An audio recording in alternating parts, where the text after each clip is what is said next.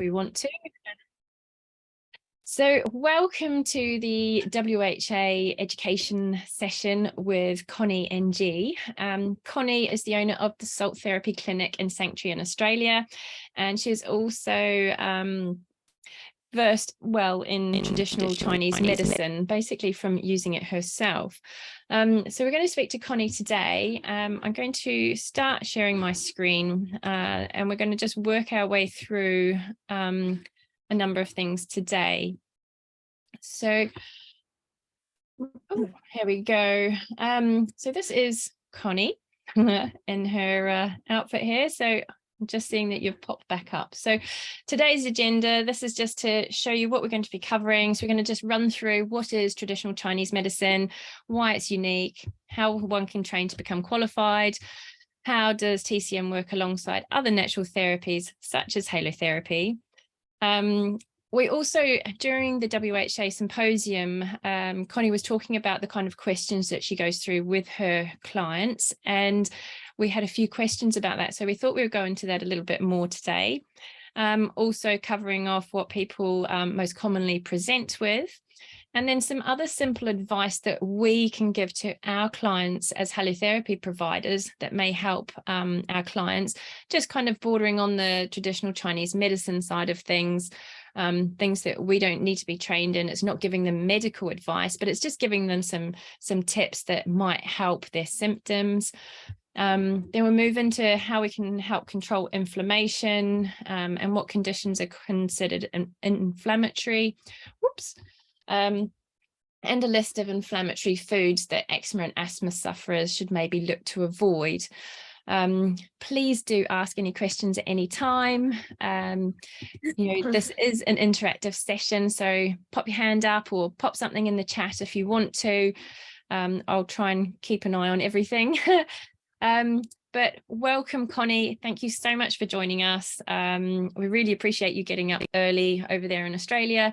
So I'm just going to hand it over to you to get started. So what is traditional Chinese medicine? Yeah, okay. So traditional Chinese medicine is really thousands of years old and has changed very little over the centuries.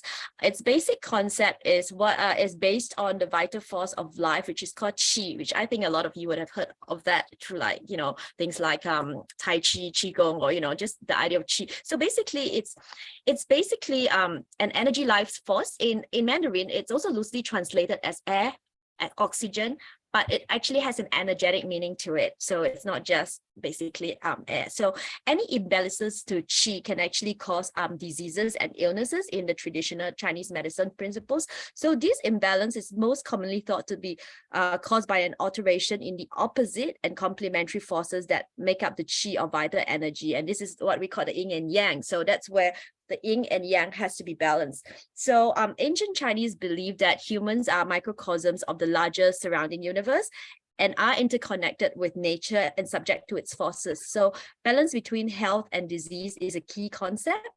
And in TCM, or traditional Chinese medicine treatment, we seek to restore this balance through treatment specific to the individual. So there's no one size fits all, okay? It is believed that to regain balance, you must achieve the balance between the internal body organs.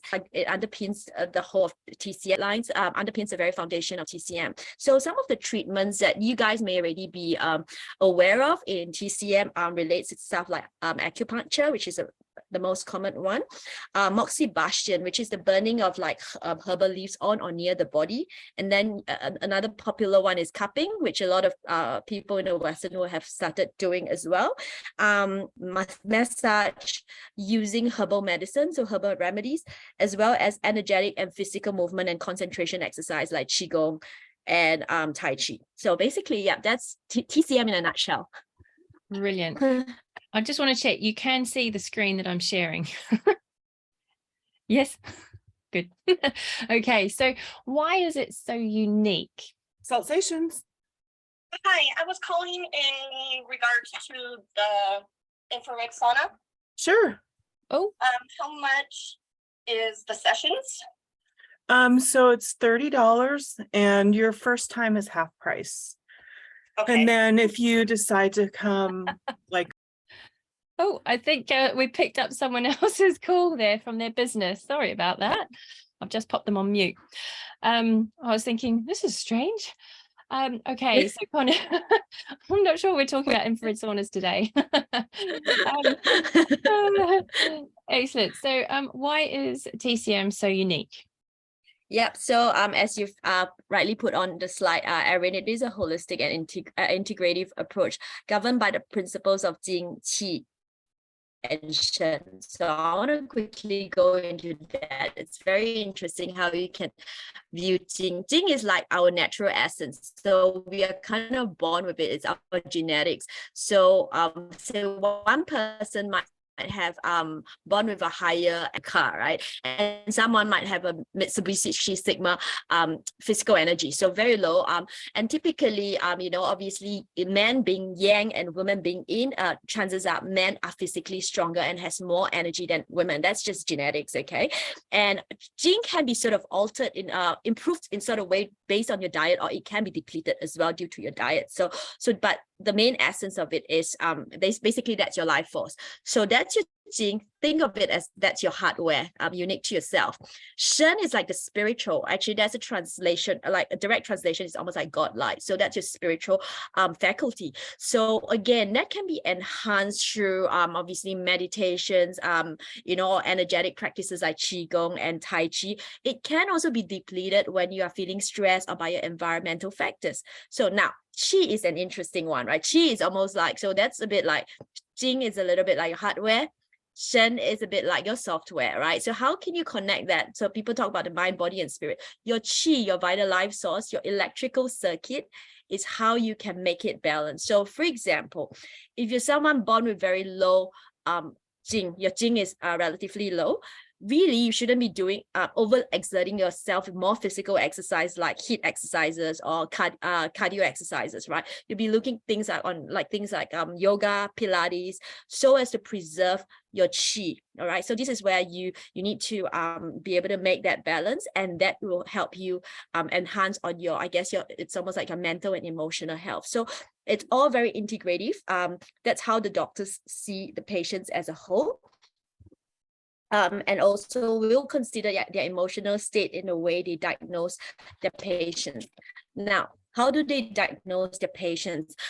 Typically, what the doctor does as well is basically a general observation, because that gives you the doctor an indication of your mental state, right? Your emotional state.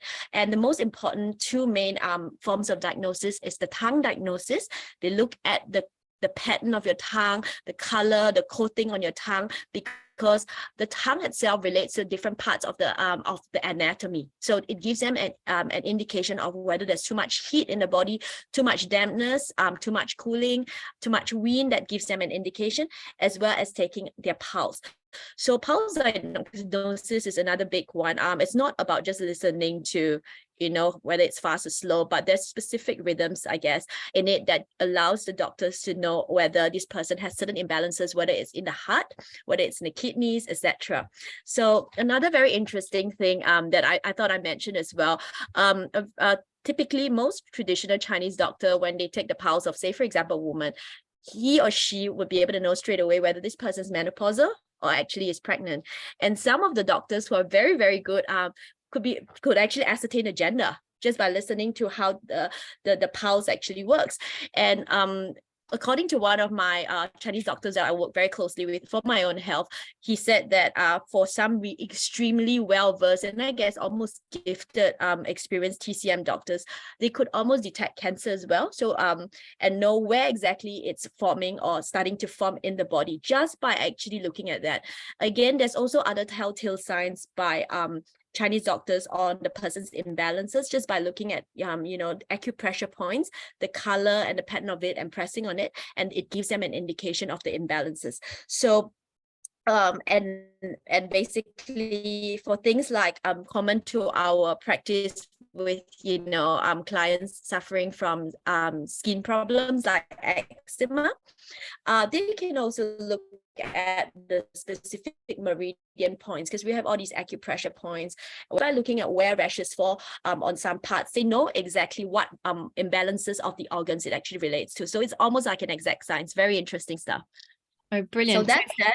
Yeah. So when you look at the tongue, just out of interest, like, can you see if they might have a respiratory condition by looking at someone's tongue?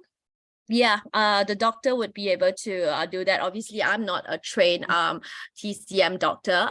They can, because the tongue itself, the shape of the tongue, this is, I think, the tip is the heart. It all, like, there are different organs relating to the shape of the tongue, and from there they can see where the imbalances are lie. So very, very specific stuff as well.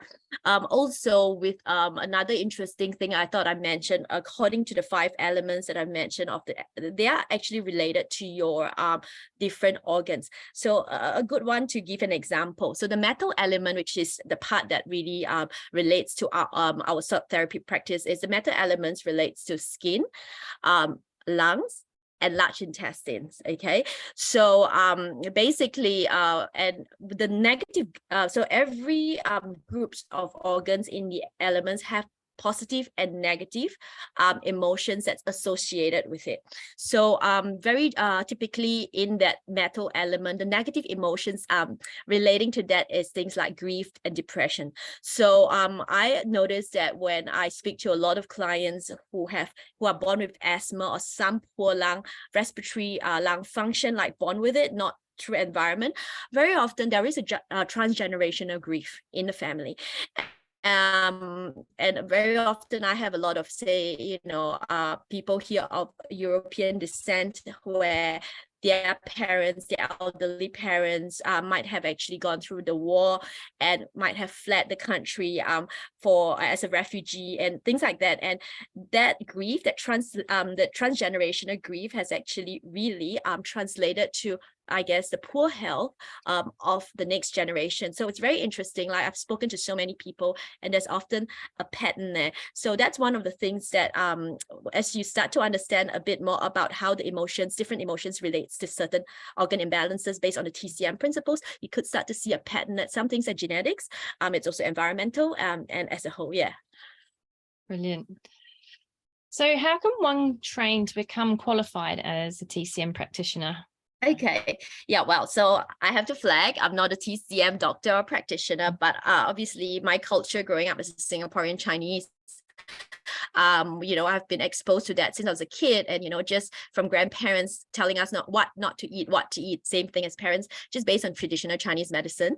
And also, even for myself right now, I go to a doctor every week to help rebalance my health. And with my macrobiotics nutrition practice as well, we use a lot of the TCM principles on the thermal nature of food. So that's how I actually become a lot more au fait with how TCM works. Now, to become a TCM practitioner, it's really a medical degree in Chinese medicine.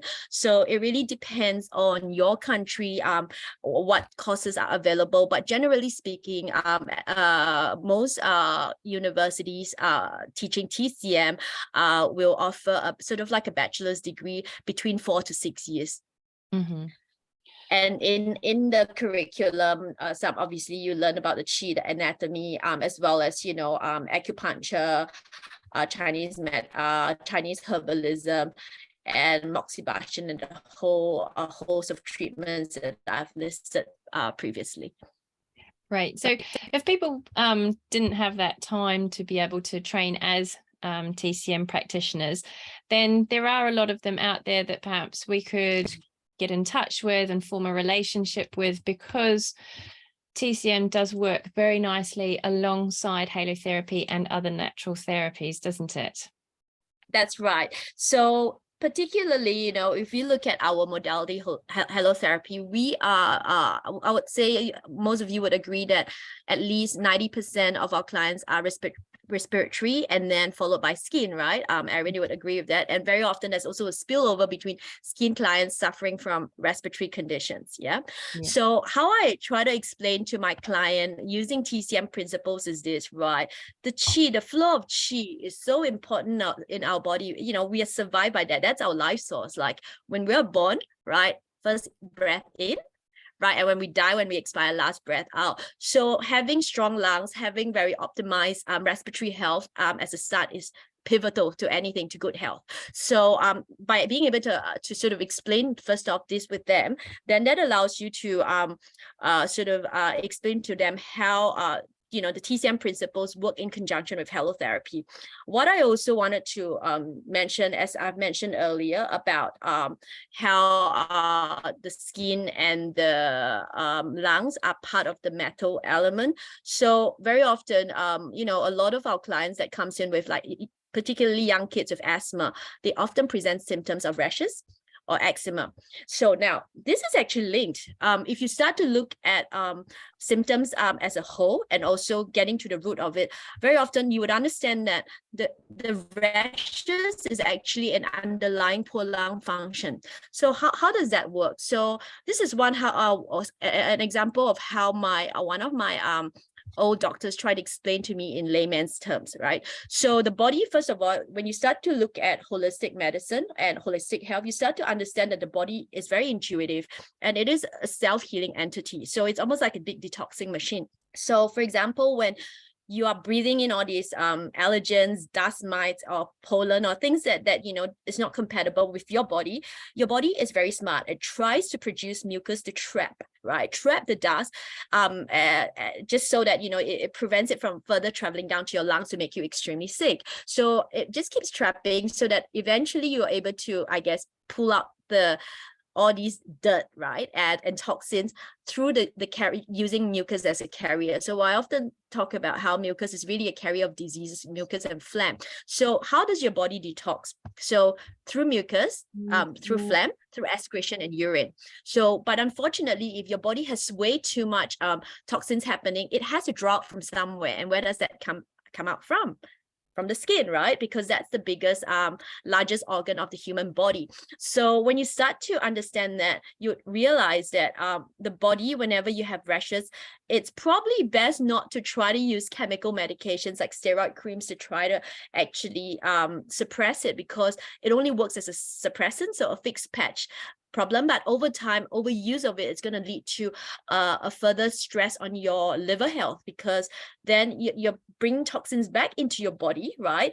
And it's going to make your liver work a lot harder to detox, and over time that's going to cause more imbalances. So with halotherapy, how it works is that I say to my clients, it's a two-prong cleansing action. First off, you breathe in the salt.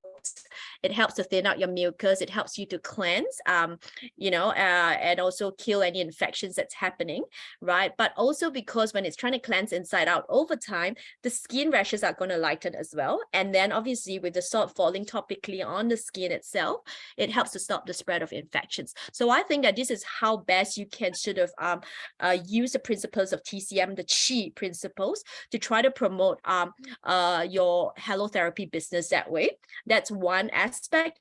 Another aspect, Erin, you've rightly mentioned about referring clients to, say, working alongside a practitioner, whether it's an acupuncturist or TCM doctor, because a lot of the TCM doctors may practice acupuncture but may not do herbal do not become a herbalist, because there's a lot of a lot more restrictions on what sort of herbs they can import. So a lot of people just simply do acupuncture, which is fine, because what TCM does is that for a lot of my chronic clients with very chronic sinus problems, where they get a lot of congestion, acupuncture works perfect. So what it does is that, I usually get a client to go to, I would recommend my TCM doctor, go and get the needles into their respective specific meridian points that's relating to their lungs, sinuses, so that basically is a speed up of basically unblocking the chi, because congestion is essentially a stagnation of chi. Yep. So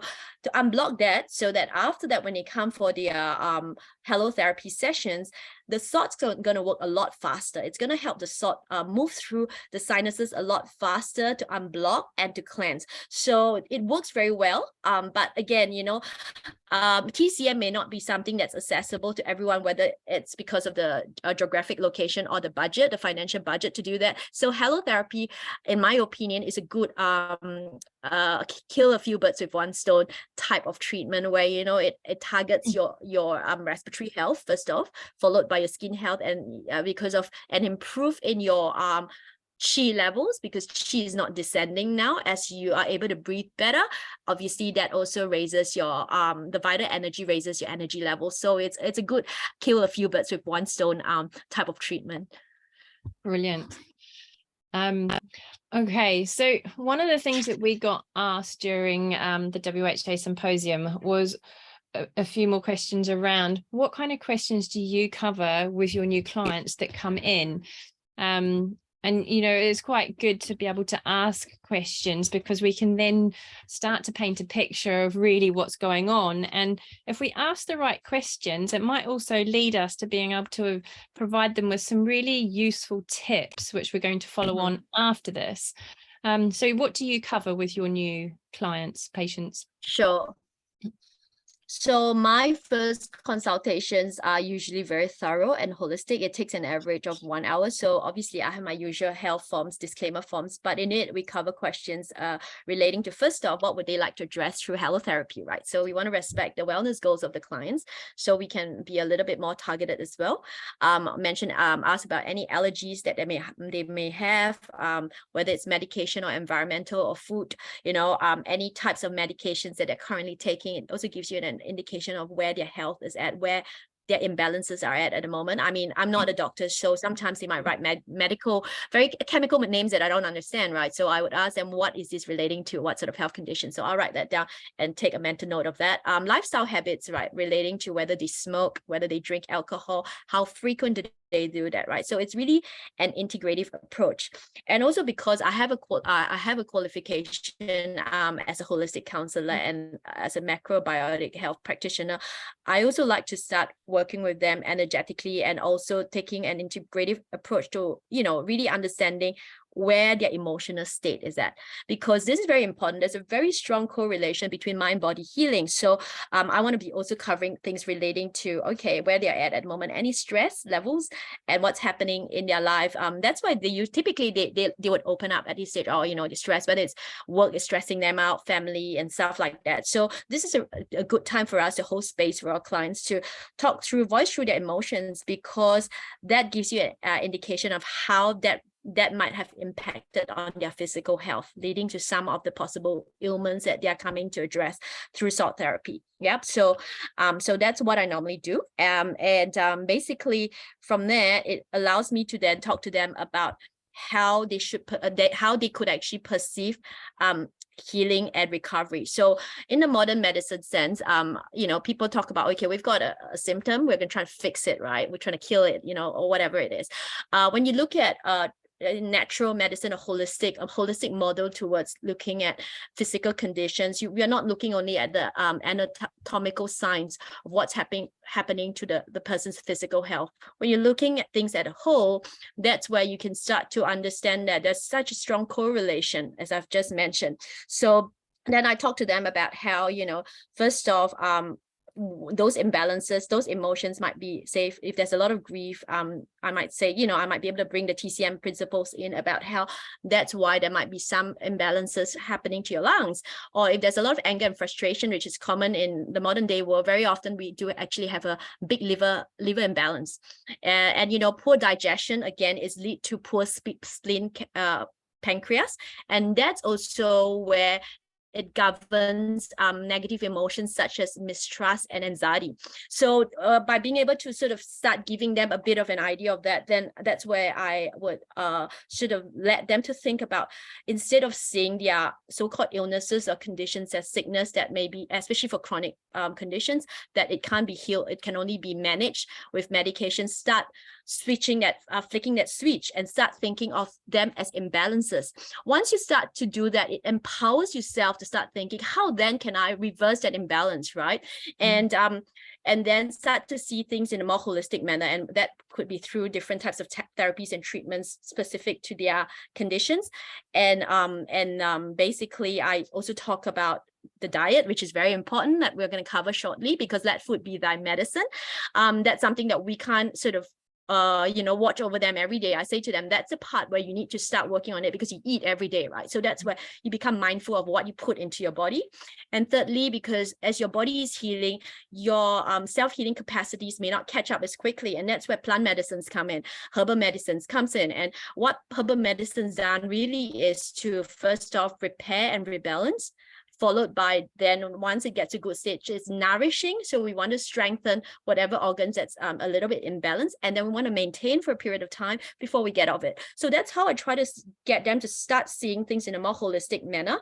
And also one of the things that I often talk about as a preamble to especially for people with chronic conditions such as skin conditions, which is very emotionally debilitating, chronic pain issues as well, is that, full healing is available to them. Because very often, the biggest subconscious blocks, myself included on my own healing journey, is that the biggest barriers to human ability to physically heal is that subconsciously they don't believe this is available to them. Like, this is not available to me. And by that, I mean full healing and recovery. At best, maybe I have to have my painkillers next to me or my steroid creams and stuff like that, right? So that's why I said you flick that switch. You start thinking of it as an imbalance. Okay, once we know that we've got an imbalance, how then can we rebalance it? And that's through working with trusted practitioners to help them get to that journey.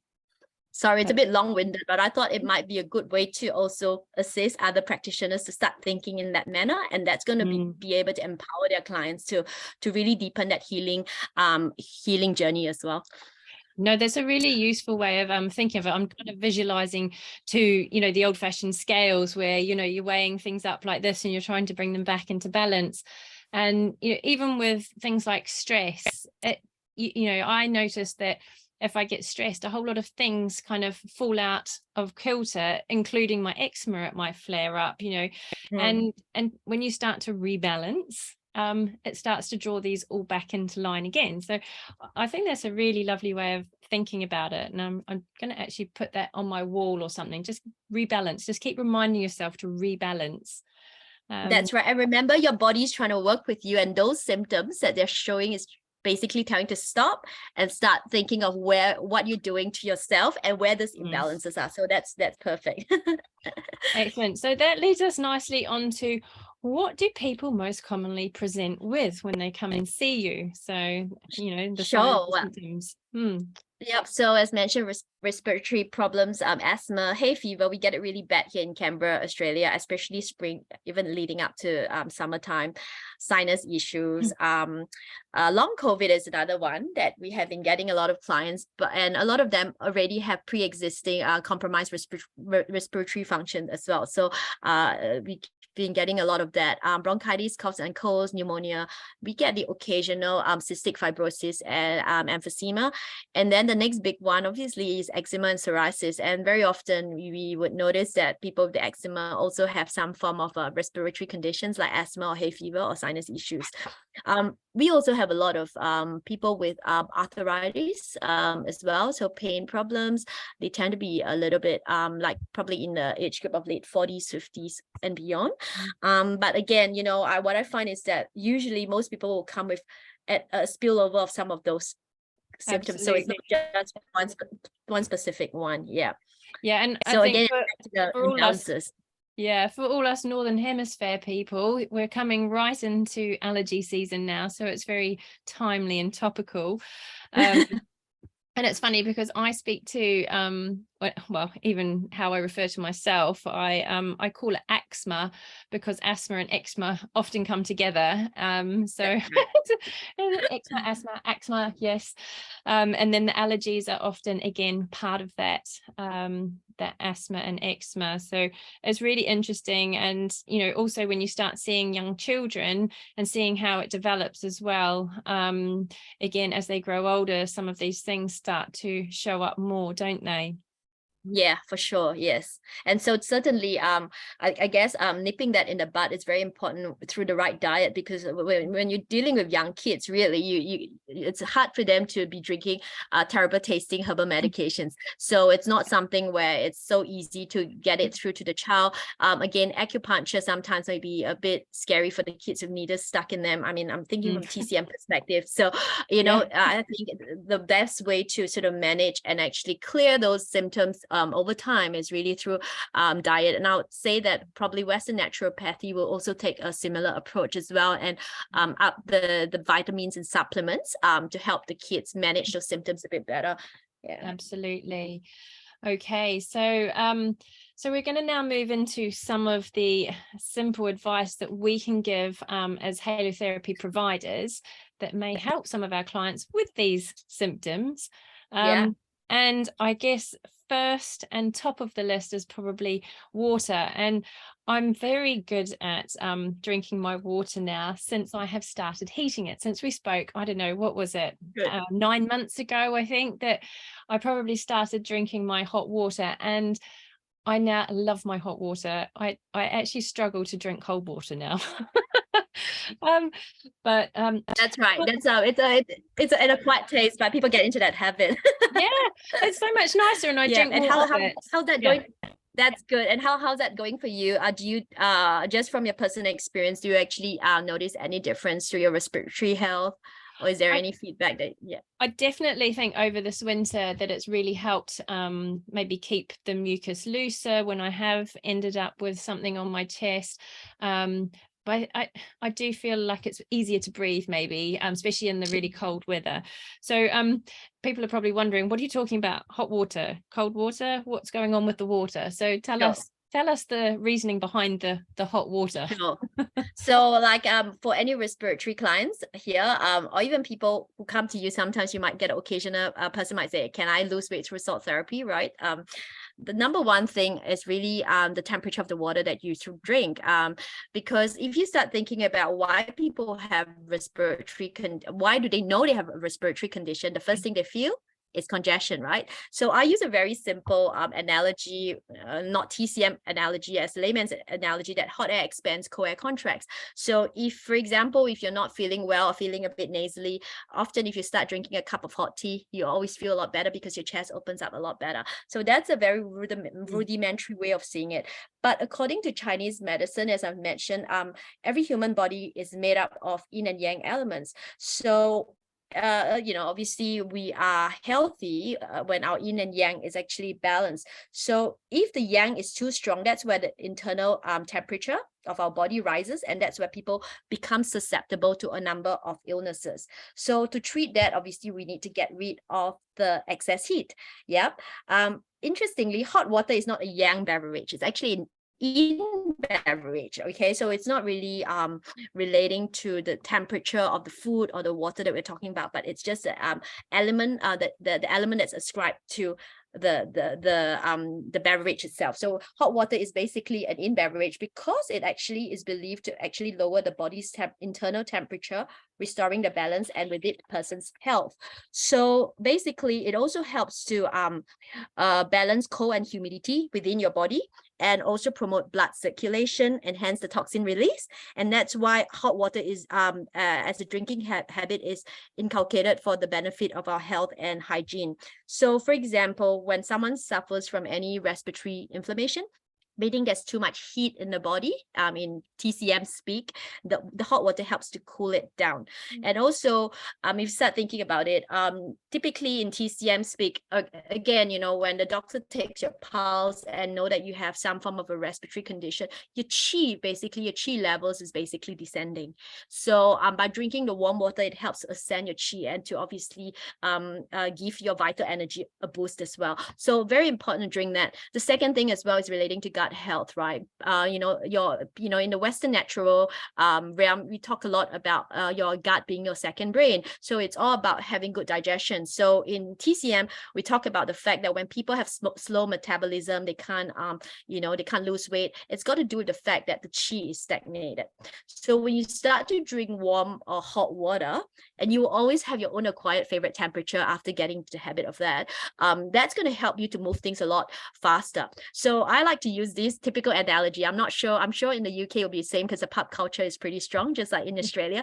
I like to use the typical example of a man in their 50s or 60s with a big beer gut belly. So if you start to think about what their lifestyle habits is, they go to the local pub, they have ice cold liquids, beer into their body, and they get hungry. So what do they eat? They start eating what do you call that? Pub food, right? So oily food like fish and chips, schnitzels, and the like. So when you start to, can you imagine if you start putting oily food into your body and start pouring cold liquids into your system, what happens to the oil? It basically hardens. So that's where the big tummy comes about. So when you start to drink hot water or warm water, it flows everything through your system so that I always said, you poop it out, pee it out straight away, and you're just basically cleansing. And you might notice if you guys have been to a Chinese restaurant, there's always a pot of hot tea because a lot of the Chinese food, as you know, is very oily as well. So when you start to incorporate these little hacks into your daily life, the way you eat together with incorporating the right temperature liquids, it really helps to manage your gut health, your digestion, and obviously your weight a lot better. So that's in a nutshell. Another important aspect as well is for women. So and this is not only unique to TCM, by the way. So hot water is something that has always been practiced by Indian Ayurvedic medicine as well. So you notice that a lot of Indians as well would also drink hot water every day. And that's got to do with as well with women's health. So in the Western world, a lot of women has endometriosis or period pain. So in traditional Chinese medicine, there's around seven ways of diagnosis. It's an exact science why people have endometriosis. So one of the things, one of the main causes as well is the fact that your woman beats, your uterus, your womb area is what we call too cooling, as well as too damp. So the hot water, by if you start to incorporate hot water or warm water for your kids, like if you've got a daughter, you start incorporating them, getting them into the habit of drinking, say, lukewarm water as a start when they're a kid, and never drinking cold or room temperature water over time. That might also help to mitigate some of these imbalances in the body. Wow. So hot water. Yep. Excellent. So we're going to start talking about foods, and foods do have a huge impact on people who suffer with eczema, myself included. And it does also have a lot to do with inflammatory conditions and phlegm, all sorts. So I know that there are things called heaty and cooly foods, which we briefly touched on before. Yeah. So let's talk more about that side of things. Sure. Okay. I'm not a big expert on that, but it's just from what I know. So in TCM, we talk about the thermal natures of food. So it's we talk about the shi qi as it's presented on slide. So shi means wet and qi means qi, as I've talked about. So we looked at the shi qi of the person's body, and the practitioner being able to diagnose through the tongue, through the pulse, would be able to understand where those imbalances are, and as a result, what foods to avoid that might be, say, for example, that might be too cooling for the disposition or too much heat for the disposition. And that's how I guess a more tailored diet would be prescribed to the person that is actually visiting the doctor, right? So let food be thy medicine, as I've said. So there's a lot of foods that are highly inflammatory, and that's very high in histamines that generally speaking, I would advise my clients to stay away. Generally speaking, the ones who can actually do that, they could actually see a big difference within a week. I mean, it may not heal them completely, but they can feel like they can breathe a lot better. Also incorporating the hot water and the salt therapy, and usually 2 or 3 weeks time, they could really feel a big difference to their health. So some of the things that definitely I'd say avoid with a vengeance is Mandarins, tangerines, and oranges. So, people talk about, what about vitamin C's, right? I'll be like, okay, get your vitamin C's already from like vegetables and stuff like that. But mandarins, tangerines, and oranges, it can, because there's a lot of sugar, like natural sugars. Sugar is in TCM, and it's considered more of a heaty element, more of a warming hot element, whereas salt is a cooling element. So if you start thinking about it, right, inflammation is because there's too much heat in the body, and that's why when people go in and do salt therapy, it helps to calm down their respiratory inflammation because salt is cooling. So I would say definitely avoid mandarins, tangerines, and oranges. Very high in histamines, cause the clogging up as well. Strawberries are another one.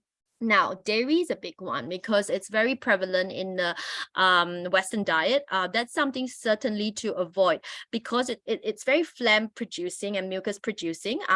Also, it's very high in natural sugars. So what we've also noticed, and what the TCM doctors would advise, is never to have dairy when, especially cheese. Cheese is a big killer, and milk as well. I'm talking about animal milk, not plant-based, animal milk, because it's what we call, it ferments. It causes flare-ups. So if you have a skin issue like eczema, if you keep feeding yourself with dairy, your eczema, it's very hard for your eczema. In fact, your eczema doesn't go away, it just keeps flaring up. And I guess that's also the reason why a lot of kids couldn't get rid of that eczema, because obviously a lot of them drink a lot of milk. So that's something where it needs to be managed. And then sugars, lollies, okay, so all these things are not good for skin health. It's not even good for endometriosis as well, not good for respiratory health. Again, it's phlegm causing. Crustaceans like your prawn, your crab, your oysters are also rank high in the histamines department. So again, when you're feeling congested, please avoid that. So citrus fruit, so most citrus fruit just avoid. But I would say another thing to mention is that a good way to get rid of mucus first thing in the morning is hot water with lemon or with lime. So that's the only thing that I would encourage people to drink, because that helps to expel mucus. I generally like to use lime over lemon because lime is a bit more alkalizing. So if somebody is prone to acid reflux, the first thing in the morning with lemon and water might be too acidic. So I would recommend lime, and also a little bit pinch of salt with the hot water if somebody's trying to clear their phlegm in their throat. Now, avocados is also another big one, very high in histamines. So think of it a bit like butter. It's very, it also causes a lot of phlegm and congestion. Baby spinach leaves surprisingly as well. So avoid that. Anchovies, sardines, and red meat. Especially if you get a lot of yellow phlegm. So red meat is considered more of a heaty sort of element. The thermal nature of red meat is heaty. So avoid eating that as well. Again, alcohol, as we know, common sense, definitely avoid that when you're sick. And chicken. So chicken, if you're coughing, only when you're coughing a lot, that's why you stop eating the chicken temporarily. That's just something that I know since I was a kid from TCM as well. And also, again, through when you have flare-ups, skin flare-ups in your body, it's again one of those so-called fermenting, flaring up. It actually has one of those traits in that food. So that's something to avoid. Now, most of my clients might say, Connie, what can I eat then? Right? And I'll be like, okay, for your meats, you could look at the neutral foods as well. Things like pork, lean pork is always kind of safe if you're looking at meat. Okay, duck is another good one. Here, the more gamey stuff like quail and pigeon are fairly neutral as well. But generally speaking, pig, like pork, lean pork, or duck. They mentioned beef here. This I got it from on the web about this from a TCM website. But generally speaking, beef causes a lot of phlegm, so we would want to avoid that when we have respiratory conditions, especially relating to very yellow phlegm. We want to avoid that completely. Yeah. Excellent. So these are just a few sheets here with different ones. So these are cooling foods. So these are good That's for right. people who have got Have too much heat. And, yeah. Yeah. So we should be eating more of this. Well, That's right. But remember, with seafood, sorry, I need to mention that with seafood, definitely not. It's considered, especially crustaceans, in TCM, it's considered a fermenting sort of like I said, it causes flare-ups. And that's the reason why, if you notice, a lot of people prone to allergies might be allergic to shellfish and the like, and that's because it's considered toxic. So what although it's a cooling food, certainly avoid with a vengeance if you have very bad eczema outbreaks. Yeah. Yeah, and I mean, I always find that tomatoes set me off as well. I'm just having a quick look at these different ones that are on here. But tomatoes seem to be one that sets the children's eczema off. I've got a few clients with that. I know that citrus really messes with me, and chocolate and dairy. So right. yes, I can feel for a number of these people. So one thing to mention, I forgot to mention. So you mentioned about tomatoes. That's a good one to mention because they're very highly inflammatory. So they form the nightshade family group. So the nightshades are to be avoided for inflammatory conditions. So it can be things like skin issues, or even like pain, like very chronic pain from arthritis, or even things like rheumatoid arthritis, autoimmune diseases. Definitely some of the common nightshades that's been consumed in the Western diet are things like white potatoes, eggplant, tobacco actually falls under the nightshade family. And the reason why it sets off the eczema with tomatoes is because they contain, it produces solanine, which is a toxin that contributes to inflammation and swelling, and even for joint pain. So certainly avoid that. Yeah. Thanks for bringing that up. That's okay. Now I don't have a slide for it, but we did talk briefly about also clothing, about trying to keep your chest warm as well, to help again with this whole contraction expansion side of things. That's right. So definitely one of the things that I'm probably not so much in the UK because you don't have a real summer like we do in Australia. But what we notice is that a lot of our clients, even in summertime here, they are wearing thongs, slippers and shorts and singlets or bikini, like exposing their midriff, etc. But very often there's still a lot of wind. So in traditional Chinese medicine, some of the reasons why people get a respiratory condition like catches a chill, as we call it, or catches a cold, is because the wind has actually, they've caught wind in their body, and that comes through from having, like when your feet's not covered. So there's parts in the, I guess there's acupressure points or gateways that's where people are prone to falling sick, because that's where the wind can get in. So I often say to people that, please wear covered shoes, wear socks above the ankles, you cover your joint like your shoulders, because that's again where you can also catch wind. And over long periods of time, if you don't protect this well, that's where as one gets older, they get arthritis. Okay, so you want to cover the joints where possible, even on a hot day where possible, start wearing like a t-shirt instead of a singlet, particularly when it's very windy. Cover your midriff, and so that's going to help them, for people with respiratory conditions, that is, to actually strengthen their lung function, because they're not depleting as much qi, if that makes sense. They're trying to conserve that. So certainly clothing is very important, a very important aspect. Again, winter time, not a rocket science thing. Make sure you cover your chest well, maybe wear a low turtleneck or put on an extra jacket. Yeah.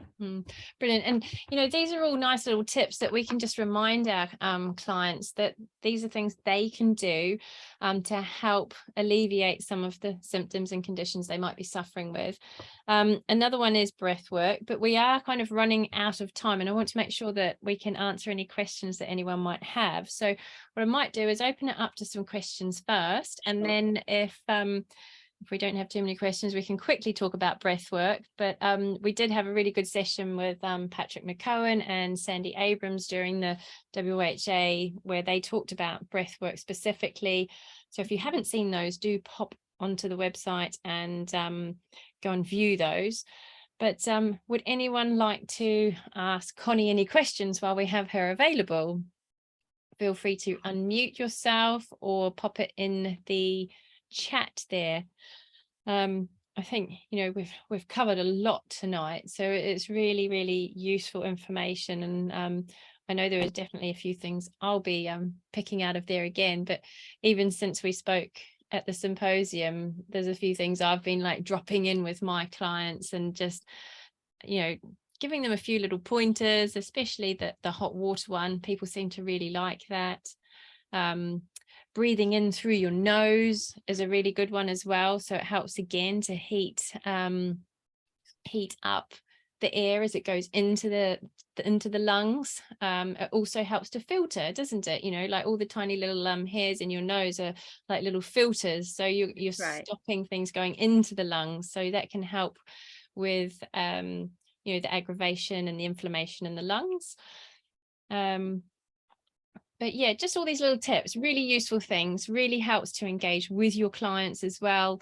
It shows them that you care, that you're invested in helping them improve their health, not that you're just there to supply them with a salt service, you know. So yes, come on, questions, people, send them in. Is there anything else you wanted to add in there, Connie? Well, probably just a few tips on the breath work that I have learned about how to run my meridians, particularly with respiratory conditions.